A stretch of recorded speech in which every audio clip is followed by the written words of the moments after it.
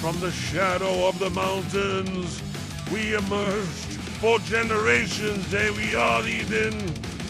Our Seamus through thicker than the valley fog. We, the last of the Anakim, the sons of the old gods, forced into exile by a boy with a stone. But no more years of waiting for over. The whispers of our ancestors echoed in the caverns where we forged our new armor, where our children grew strong on tales of vengeance. The world had forgotten us, but we had not forgotten our humiliation. We had not forgotten the hero of Gath, our brother felled by a shepherd's trick. That time for hiding was at an end. The time for retribution was at hand. In the flickering light of the sacrificial pyres, we called to them Dagon, who commands the deed, Ashtoreth, mother of the night.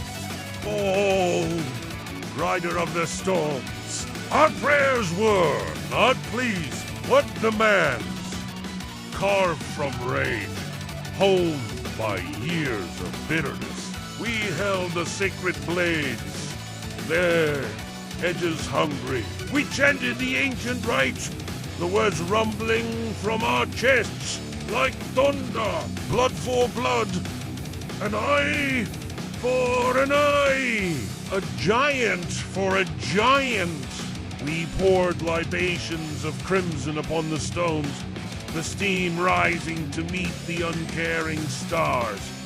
Awaken, gods of, look upon your faithful sons! Grant us the strength to crush the armies of our enemy, to tear down their cities and to salt the earth where their false god is worshipped. Grant us our revenge.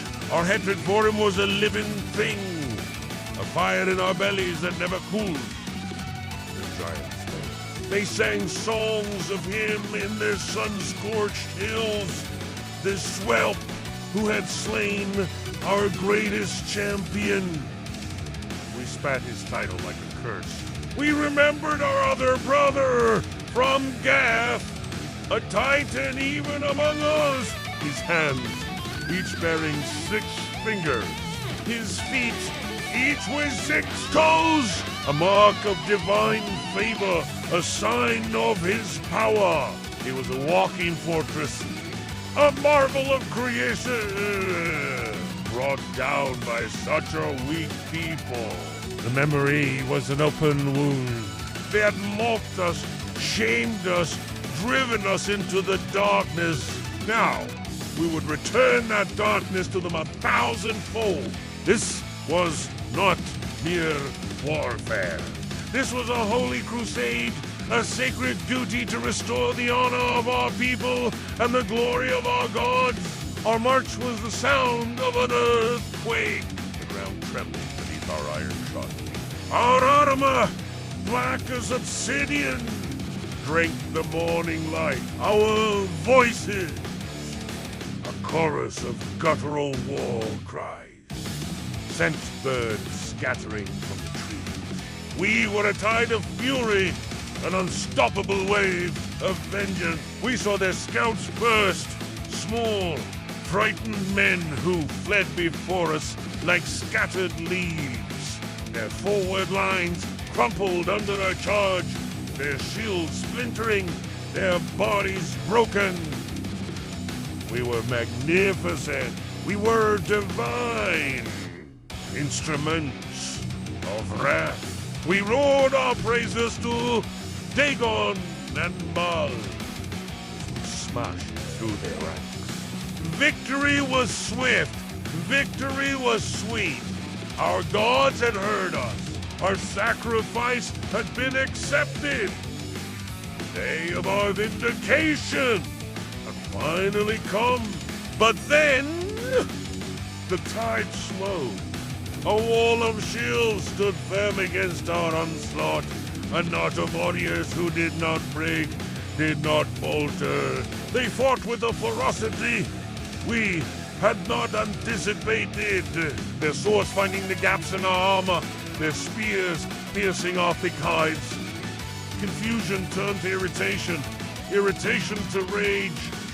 How dare they resist? We pushed forward, a phalanx of giants, intent on crushing this pocket of defiance.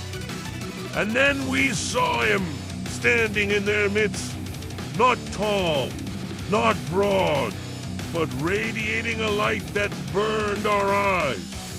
A crown of red hair, like a flicker of flame.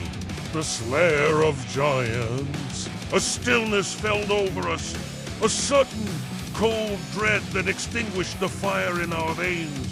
The name, unspoken for a generation, escaped our lips in a choked whisper. David. That instant, we understood. It was not his strength we fought. It was not him we had sworn to destroy. It was his God.